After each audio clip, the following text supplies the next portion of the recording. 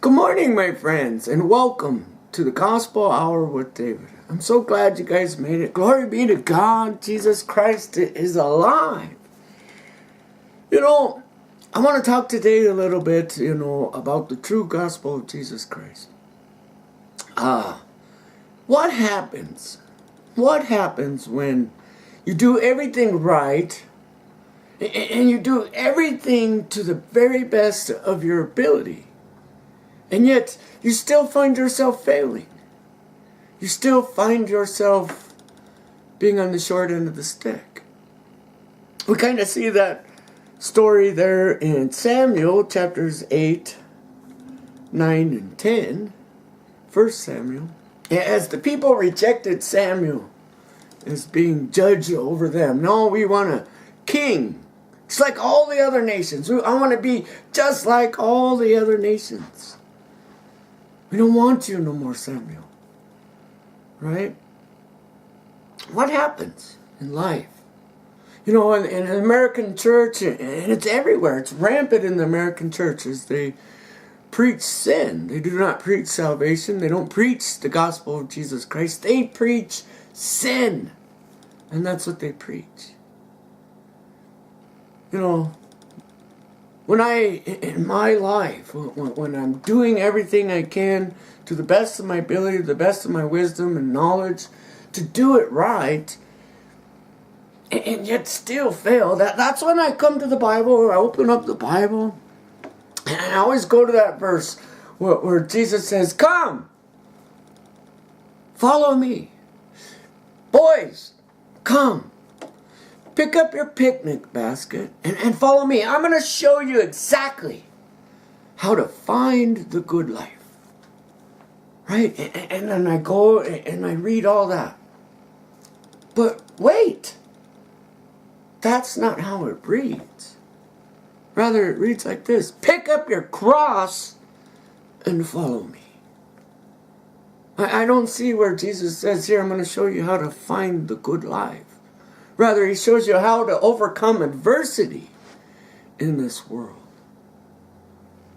Like Samuel. He was very hurt, very upset when the people rejected him. But God reminded him, Samuel, they didn't reject you. They rejected me as being king over them. So God chose himself a king. He chose Saul. I'm going to choose the king. These people want a king. I'll give them a king. And I'll give them the king that they wanted. Not the king that God wanted them to have or to be ruled by, but the one they wanted. He gave in to their wishes. Ask God and you shall receive. Right? So he chooses Saul. Samuel says to Saul, one day you're going to free your people from your enemies, from their enemies. Yet, who are the enemies? The Philistines, the Amorites, the Amalekites, the Hittites. Who were the enemies of Israel? And at that time, when Samuel's speaking to Saul, unbelief. Unbelief. I don't believe in there's a Christian walking at this level and there's some at this level and there's some at this level. I don't believe that. Many churches and people will try and convince you that there are different levels that everybody's all walking at in their faith. But it's not true. There's either you believe or you don't believe. That's the way I see it. Either you're like a man in the middle of the ocean with no rudder, being tossed to and fro with the waves because you're in a place of doubt. Either you don't believe or you believe. And it's tough. It's tough. Samuel, when he was judged and everybody's following and turning their hearts to the Lord, things are going well. And when the enemies came, when the Philistines came to harass the Israelites, with a mighty thunder, God turns them back and places them in a place of confusion. And we know Jesus and God is not the author of confusion. But what is the author of confusion? The devil? Maybe. Maybe it's our unbelief. I've been to a lot of churches. Not only have I been to a lot of churches, I've talked to a lot of pastors, deacons, elders, and leaders of a church. And you'll see, as if you just turned your heart to God, right, everything would go well with you. But once you place a king over yourself, God gives to you a king likened to Saul. You see that Samuel warns the people, this is what it's going to be like when the king comes to power.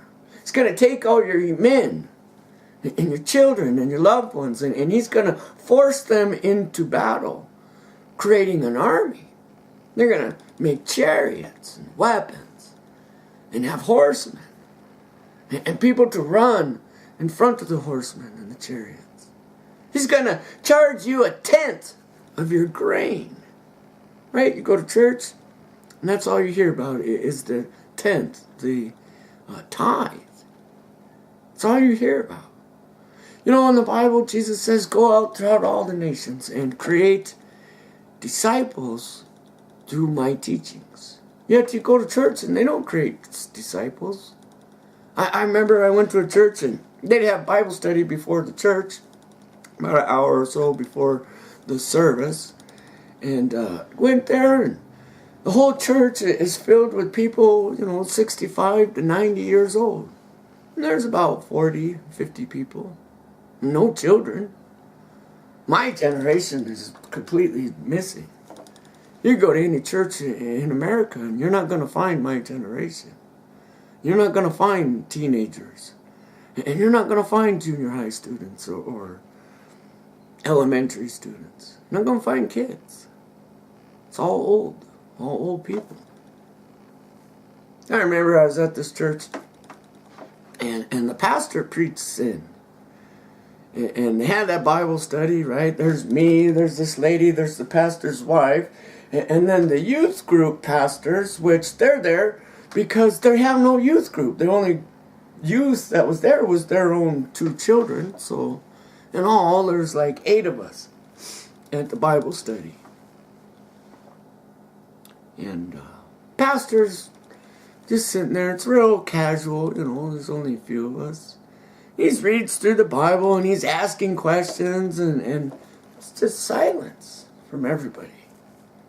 I don't know if they're rhetorical questions or what, but because it was so silent, I felt the need to answer the question and make comments and speak, fellowship, and share what I believe.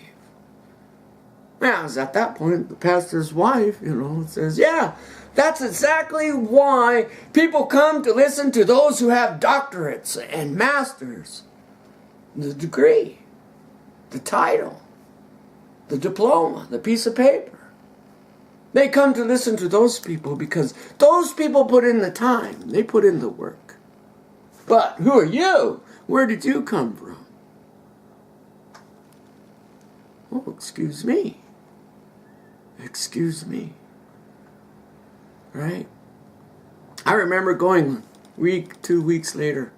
And I always show up 20 minutes early because I'm not just there to read the Bible for an hour and then go sit in a sermon for an hour and go back home. I'm there to fellowship and talk and share my faith and listen to other people share their faith with me. I'm there 20 minutes early. Pastor's walking down the hall with his wife coming to the Bible study. And of course, that day, I was the only one at the Bible study meeting. It's funny. How is it that everybody wants to hear from a doctor or those who hold the master's degree, yet where are all the people? They're just absent. Right? Pastor comes walking down the hall. Didn't know I was in the room early. Him and his wife were talking, and one of the lights in the hallway had burned out. And his wife mentions to him, and I'm just eavesdropping because I had no choice. It's all you could hear was them speaking. His wife says, to the pastor, "Hey, that light's out. Needs replaced. It's awfully dark down this hall." And the pastor says, "What the fuck do you think I'm going to do? Fix that light today?" This is inside a church. I remember later, I went to one of their membership meetings just to see what it was like in the belly of the well, or what it was like in the belly or the dungeon of the church. What goes on behind the scenes? What goes on when sermon time is over? Everybody was attacking the pastor. And the pastor just sat back, as red as a beet, his face. Of course, he was 250 pounds of solid fat. And he's talking or whatever and says something, and I raised my hand. "I'll do it." Nobody wanted to do anything. All they wanted to do was complain, bitch, and moan, and blame everybody else. Yet they were all 70, 80, 90 years old, couldn't move, couldn't do anything. "I'll do it." Pastor, the first time he speaks, "David, you can't speak here. You're not a member of this church. Sit silently and listen or leave." That was the only thing the pastor said. When I said, "I'll do it." Later, I remember going back to that same church. Last time I went to the church, actually. I go back, and telling them, because there's nobody there. These few old bones that are bag of bones, people waiting to die. And the guy's like, I make a suggestion, "Hey, it'd be a great idea. So they have this huge parking lot, and it's right in the middle of town there, and hundreds of thousands of people pass by the church every day. Not one of them will take a look or stop, but they pass by. I say, "Hey, why don't you gather together all the youth of the church?" Of course, there was no youth. Me, I guess. And I'm not very youthful, but I was like the youngest person in the church. "Let's have a car wash. Put a sign out front and say, 'Free car wash.'" Free car wash? We can't be bringing people onto our property and free. Well, we could at least put a donation bucket out there, right? And even that, I don't know. I will have to pray over that. I can't just make decisions without God's input. Remember later asking, "What do you got to do to become a member of the church?" Because you couldn't speak, you couldn't have an opinion, you couldn't suggest anything unless you were a member of that church. Right? You're not a member of Christ's kingdom until I give you the authority to be a part of Christ's kingdom. And first you got to follow all these sets of rules. Great, what's the first rule I must follow? Love your wife.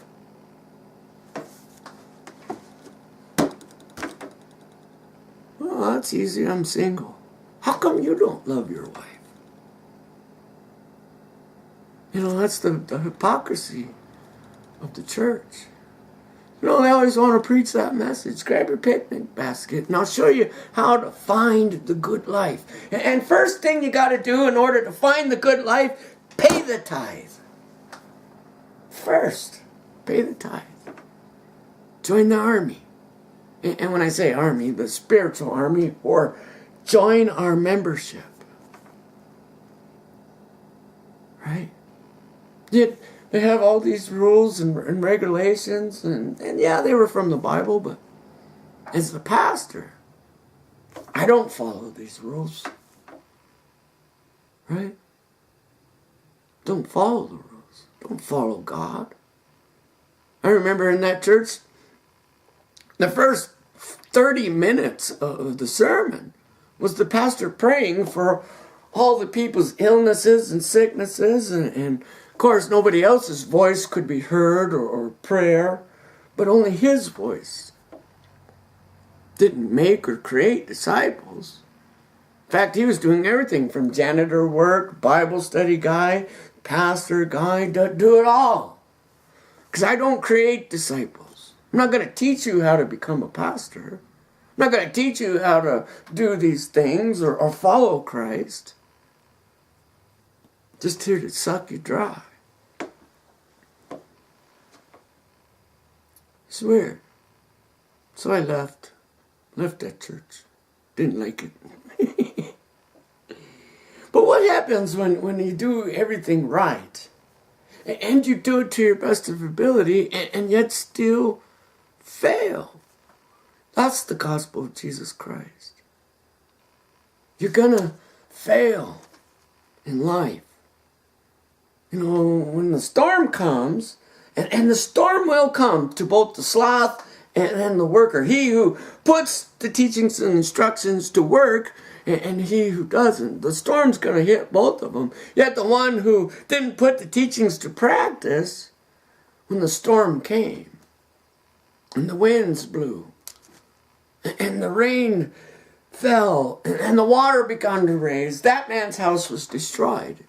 Total and utter destruction. Yet he who built his house upon the rock didn't lose anything and was able to overcome. You know, that's the thing in this world, is everybody wants to teach you how to find the good life, but they don't want to teach you how to overcome adversity, how to engage in adversity.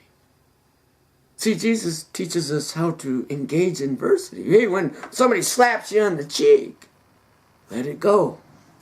Do not strike back, but turn the other cheek.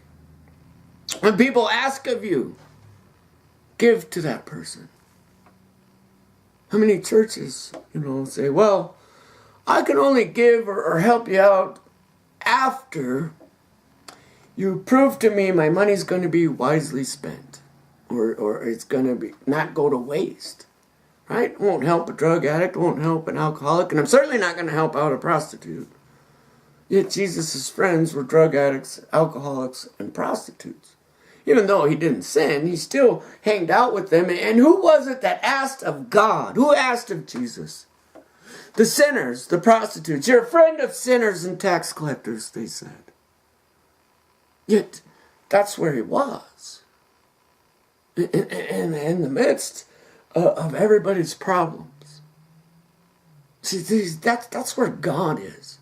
And God says to Samuel and to the people of Israel, look, you chose a king, you rejected me, and I'm going to give it to you. But with that comes a great curse.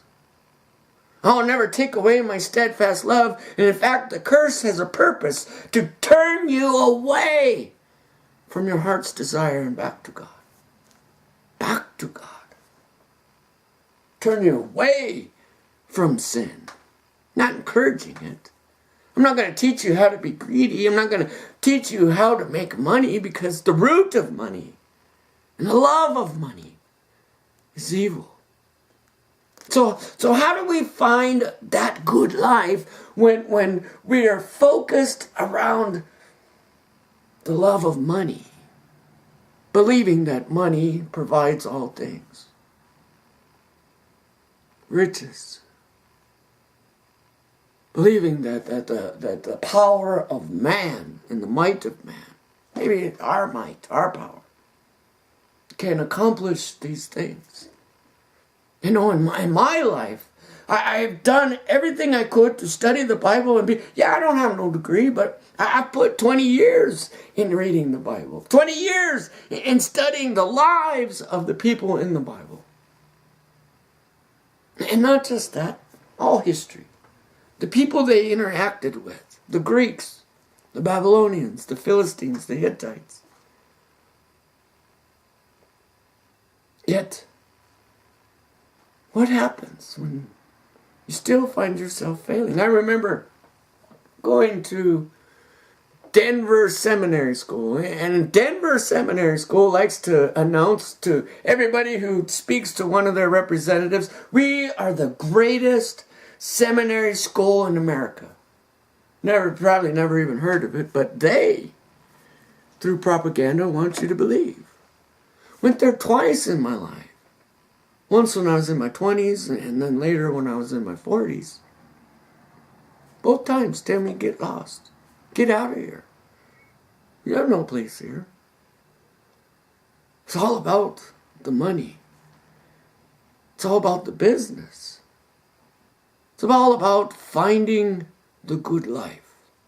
Right? Grab your picnic basket, follow me, and I'll show you how to obtain the good life.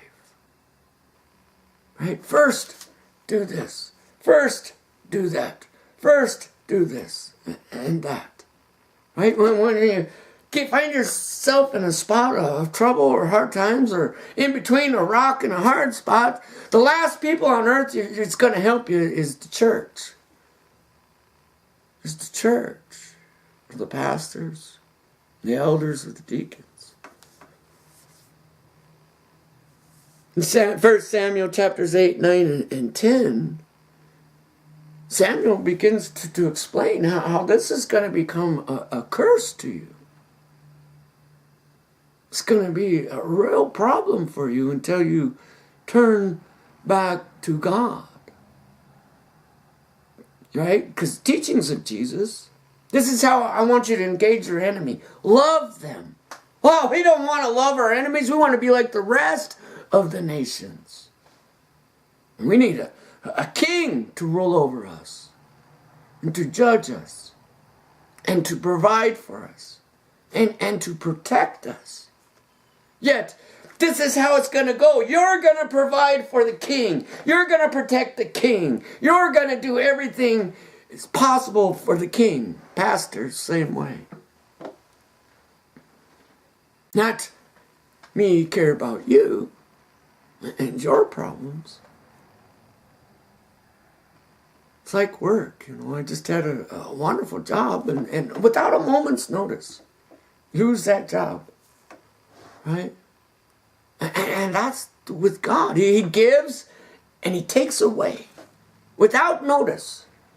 Without notice. And you got to be ready for when that comes. See, Jesus Christ is coming. Who in this world is going to stand in the presence of God? Who? Cannot. What man will stand when God Almighty is in your presence? Who?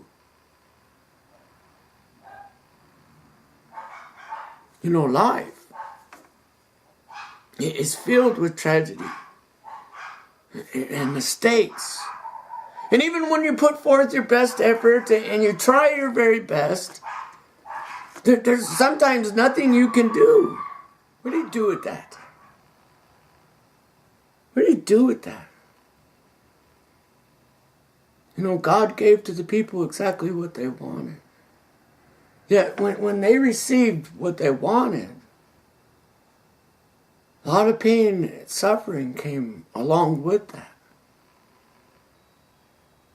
But then God chose David to be the second king of Israel. A man who had one goal in mind, and that was God's heart. That was God. And not just God, but for God to be a reality in the lives of all the people of Israel. And David was not without sin. He wasn't perfect. He was a human, a man just like the rest of us. Yet everything he undertook, tried to do for God, had an adversary. Saul. Saul was his greatest adversary. The greatest adversary for the people of Israel was Saul.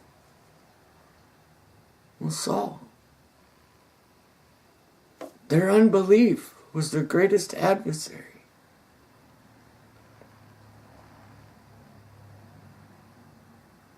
I've in all my life, do you know what it's like to put forth your best effort, to put forth your best foot into a relationship and then have that relationship fail?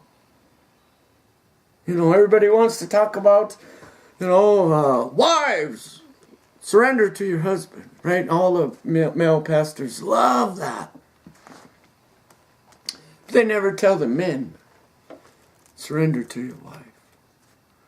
See, marriage won't work unless you have two like-minded people, two people with the same spirit and the same ambition. You're taking two people and joining them together to be one. And you must love that one person. It's not about man being head of the household or wife being head or whatever of anything. It's about two people becoming one person. And what happens when that fails? What happens when everything you do or undertake fails? Does that mean God has abandoned you? That's what the American church wants you to believe, that God has abandoned you because of the works you do. God has not abandoned us. Because of your unbelief, the works you do are unsatisfying, unfulfilling. When we're trying to seek validation from people, we're always going to be let down. Even if that validation comes from work. The king didn't come to validate the people's wishes. God validated their wishes. By giving them a king, they later grew to hate. I want to read to you Psalm 34. It's a great psalm. Why am I making this video? Well, mostly for myself, because I need this message. I need to know that God is with me, and that I shouldn't be dismayed when my world, when your world is completely shaken and you're thrown off your feet and the sun no longer shines. Where are you going to find hope? In the stars? In the moon? Don't be dismayed. Because, see, this is what Jesus is trying to prepare the people. Hey, they're going to slap you on the face. Are you ready? They're going to persecute you. Are you ready? Hey, this world and in this life is going to be one disaster after another. Are you ready? Are you ready? One of the greatest stories in the Bible, and my favorite story, especially when I'm feeling down and left behind and unappreciated, I go right there to Peter. And I listen to Peter's story. Jesus tells him and the disciples, hey, cross over to the other side. It's simple. Simple command, simple instructions. Get in this boat, swim away, and go to the other side of the Sea of Galilee, and I'll meet you over there. Right? About 3-4 hours into their journey, a great storm comes. And there they cannot make no headway. They're working and they're rowing and they're working. And that boat ain't going anywhere. Fighting against the wind. Fighting against nature. Fighting against God. And yet, there in the midst of this storm, there's Jesus standing in the middle of the water. On the water. And all the people, when they saw them who were in the boat, thought they saw a ghost. They were terrified. They were terrified. Sometimes in life, when everything seems to be going wrong, terror, fear, worry, anxiety, stress grows within us. Especially when you lose your job, when you have no money to pay your bills, when the world is rejecting you, when you've been involved in broken relationships. And you see him. And Peter boldly and bravely asks and yells out, who are you? If you are the Lord, tell me to come and I will come.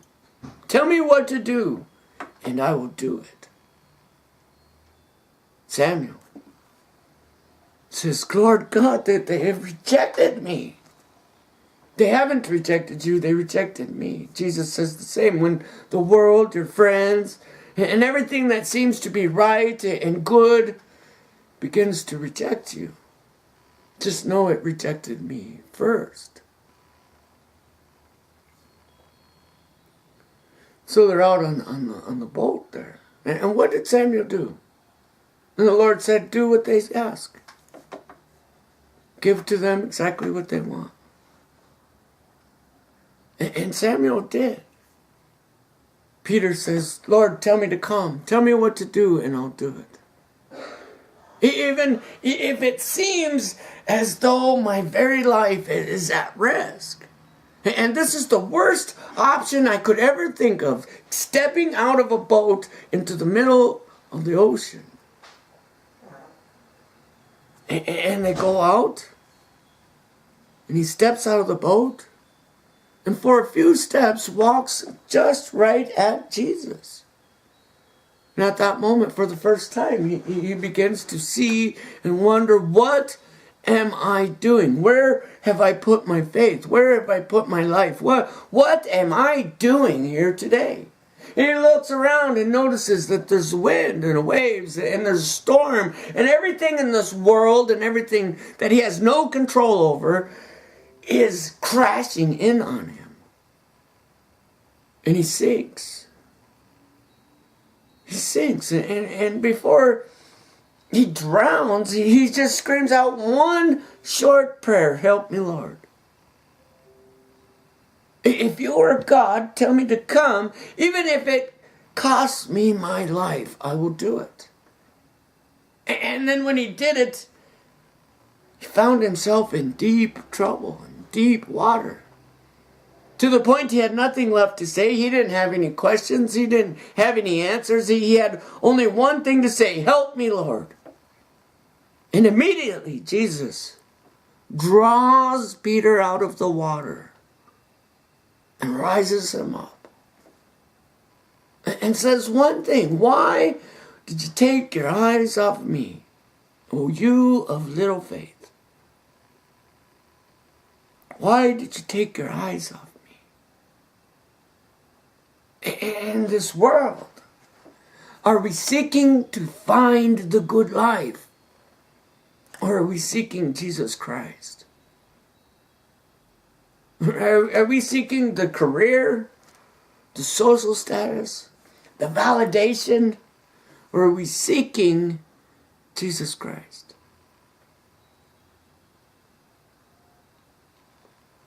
So I want to read to you Psalm 34. I will bless the Lord at all times. His praise shall continually be in my mouth. My soul makes its boast in the Lord. Let the humble hear and be glad. Let the selfless, the humble hear and be glad. Those who are going through life and it seems like there's every obstacle in life and nothing has worked out. You've done everything wrong or right and you've done it to the best of your ability, yet still failed. Still failed, yet in the midst of that, you tried to be kind. You tried to follow the command of God. What shall I do? Lord, tell me to come and I will come. And now let the humble be glad. Oh, magnify the Lord with me and let's exalt his name together. I sought the Lord and he answered me and delivered me from all my fears. How many of us are in a place of want? How many of us want a new car? How many of us want a new home? How many of us want a better job? How many of us want a better companion? A better spouse? Better kids? A better life? Yet for me, there's only one thing I want in life, and I want to hear the heartbeat of heaven. And I want to hear the heartbeat of heaven pounding against my body so I can feel it. I don't want to have faith in an imaginary God. I want to have faith in our Father, who is our God, our Dad, I want to hear my dad's heartbeat against my ear as I hug into him. I want to hear the heartbeat that drives the heavenly beings. I want to hear the heartbeat of heaven. And Jesus says, if you want to hear it, come. Even if you're sitting in a place where you're of sound mind, in a boat, in the midst of an ocean. And when I say come, I come no matter what. It costs you. And we're not talking monetarily costs. We're whatever it's everything. It's going to cost you everything to follow the Lord. And he says, come. You want to hear the heartbeat of heaven? Come. Well, I want to hear God's heartbeat, but not until after I grab my picnic basket and I find the good life.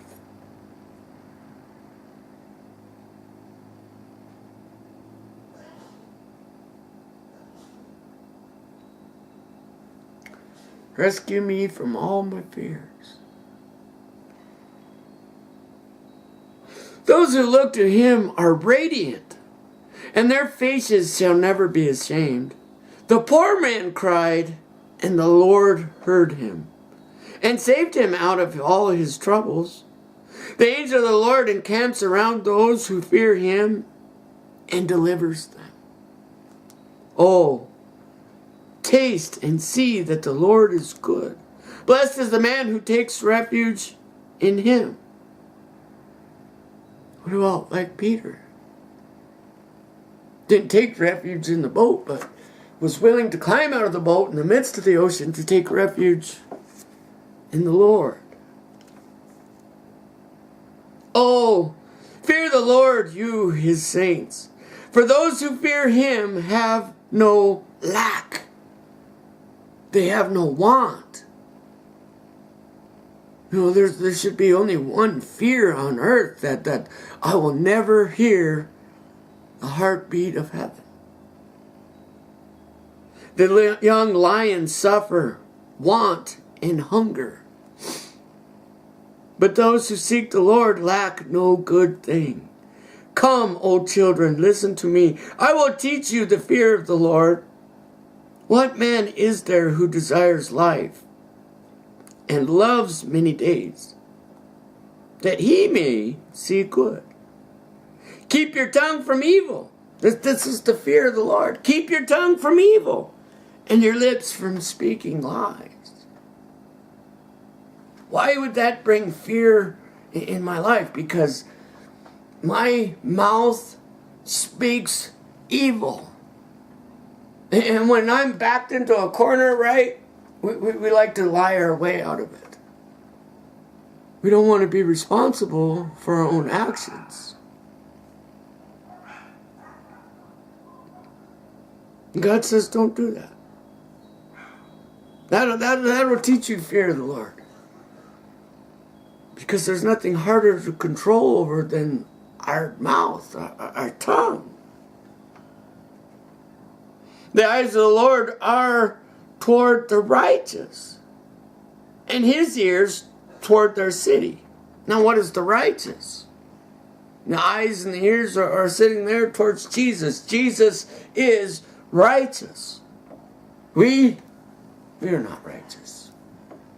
My own righteousness will not save me, but the righteousness of Jesus Christ will.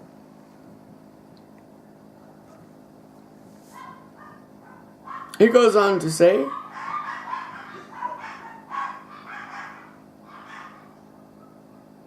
the face of the Lord is against those who do evil, to cut off the memory of them from the earth. The righteous cry for help. The Lord hears them and delivers them out of all their troubles. The Lord is near to the brokenhearted. To the brokenhearted. and saves the crushed in spirit. He's near to the brokenhearted. He's near to those who are crushed in spirit. And he saves them. God may create the disaster, may create the storm, may create the winds and the waves. But that's not to hurt you, to harm you, or destroy you. But it is to turn you away from sin. What is sin? Not believing God. That's sin. Many are the afflictions of the righteous. Many are the afflictions of the righteous. How many years did Saul chase after David?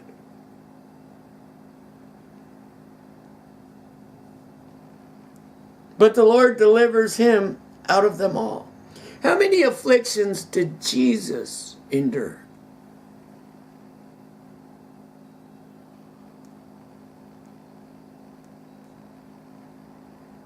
He keeps all his bones. Not one of them is broken. Speaking of the Lord, we all look to he who was pierced, yet had no broken bones. They broke the bones of the thief on the left and the thief on the right. Affliction will slay the wicked, and those who hate the righteous will be condemned. Christ was the righteous. The Lord redeems the life of his servants. None of those who take refuge in him will be condemned, will be put to shame. You know, that's the thing in this world.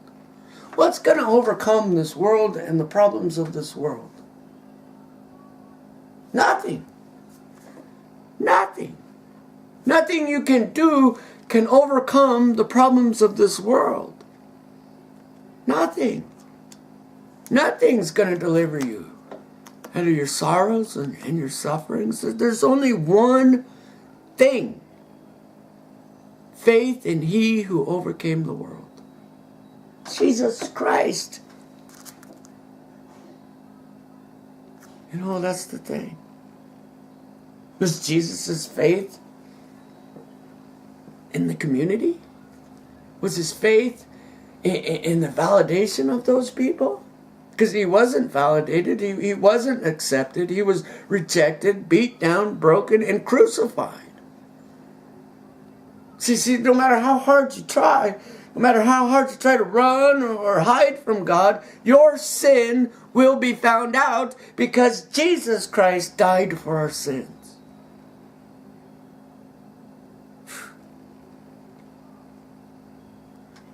That's mind-blowing. My sins will be found out because Jesus died for my sins. All have sinned. What is our faith in? That's the thing. I don't have money. I don't have a home. I don't own anything. I have nothing. But what I give you is worth everything to me. It's like God. It's worth everything to me. I give you my one and only Son. I give you faith in Jesus Christ. And that's all you need. See you next time.